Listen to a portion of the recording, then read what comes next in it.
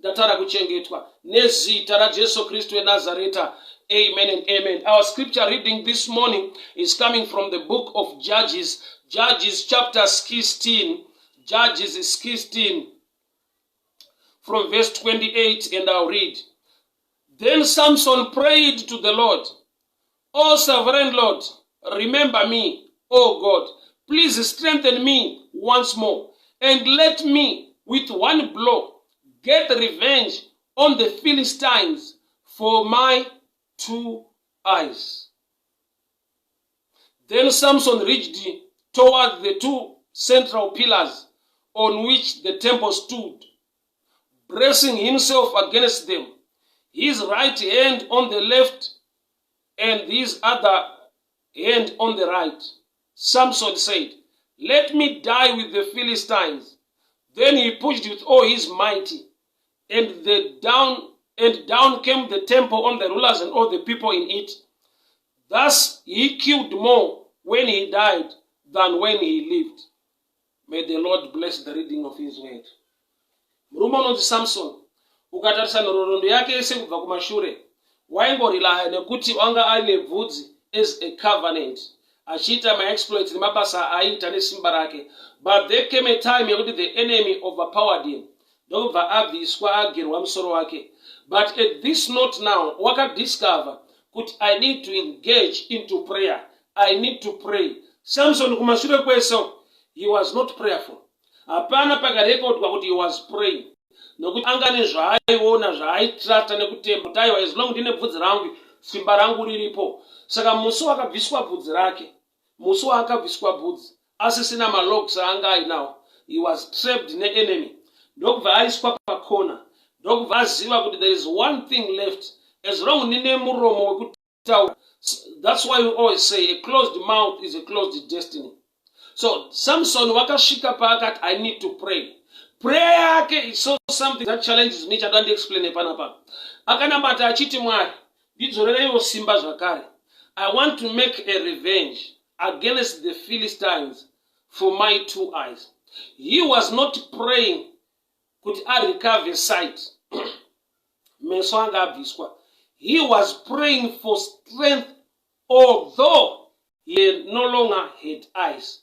Maari makadyarwa trust yekuti as long God empowers me, as long God will empower me, nyangwe maziso asipo, but the power of the Lord and the grace of the Lord will grant me success. So people will end up praying nekuda kwemaziso, yet we are supposed to pray so that we can get results.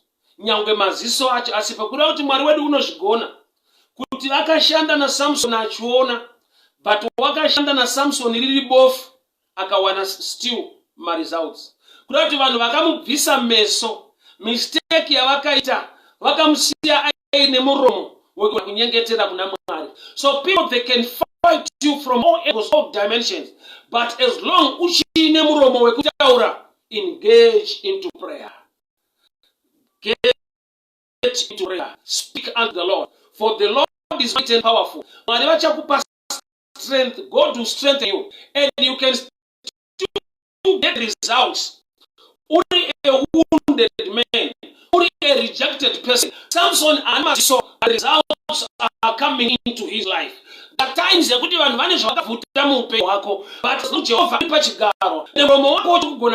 we need to pray. May the good Lord bless you.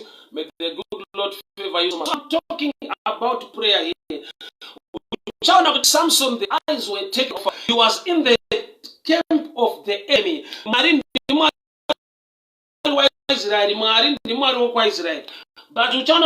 this time, Samson was in the wrong church. I remember preaching the same one, saying he was in the wrong church, but he prayed to the right God.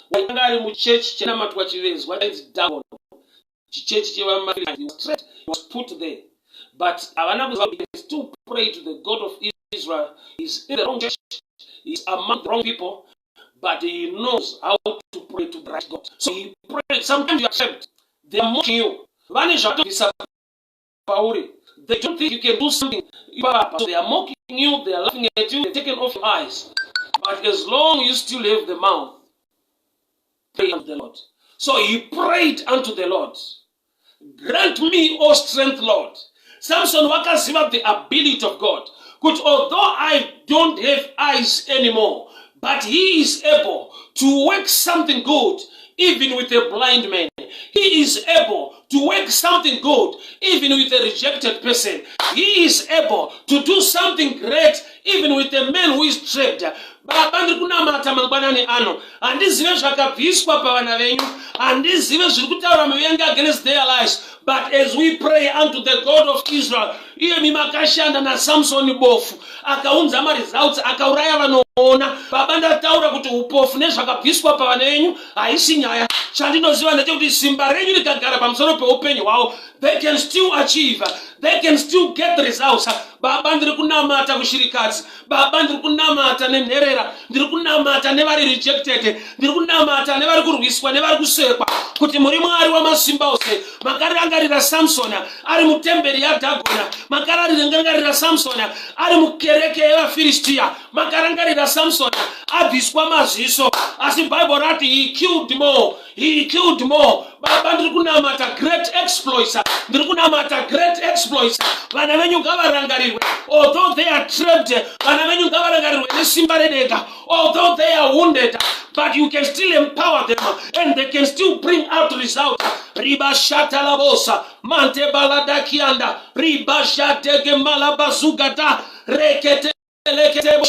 Makashanda na Samson, a blind man who killed more, a blind man who did great exploits by the reason of prayer and the empowerment of the word of God.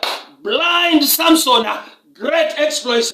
I don't know whom I'm talking to this morning, but I know the God of Samson, for he is the God of Israel. He is the same yesterday, today, and forever. Samson as a blind man, he killed more. I don't know chakabviswa pauri. I don't know chakabviswa.